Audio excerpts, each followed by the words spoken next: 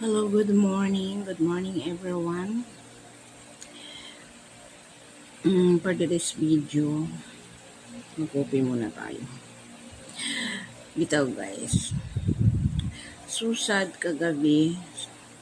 Sobrang sad talaga kagabi. Napuyat ko hintay. Pero alam ko kasi yung concert kasi ni Ilyas na-cancel. So sad kasi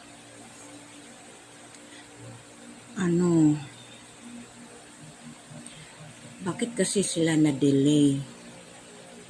Sabihin mo na delay, dapat iniisip din nila na maaga sila dahil yun nga hindi mo malalaman yung ganyan nga sitwasyon.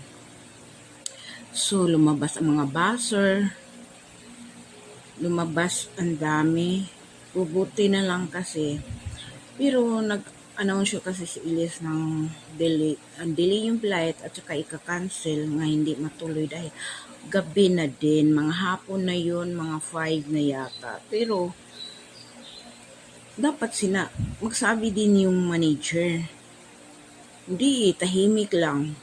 So si Ilyas lang nag-announce. So, pati yung mga bodyguard nila wala din. Hindi din nila alam kung bakit na-delay. Pero, sinundo sila sa mga LGU dun sa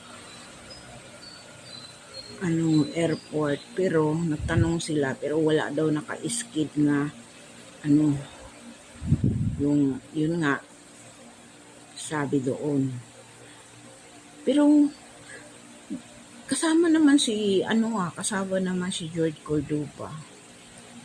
Dapat nag-post si George Cordoba nga dili yung flight nila. At saka nag-post si George Cordoba, sabi lang niya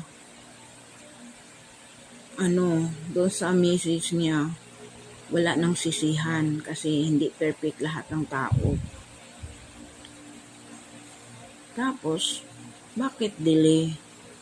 Nga, nakita sila ni yung mga kasamahang banda, silang JB, si Dave, si Kenji, lahat sila. Nakita ko kasi sa MOA. Hindi ko alam bakit nandoon sila sa MOA. Sa MOA sila. Pero dumating daw doon, wala man daw mga gamit. Di ba? Bakit walang gamit? At malilito ka din kasi nakita natin lumapag sila sa airport pero napunta sa MOA. Hindi ko alam kung bakit. Basta napanood ko lang. At saka, yun lang. Dapat kung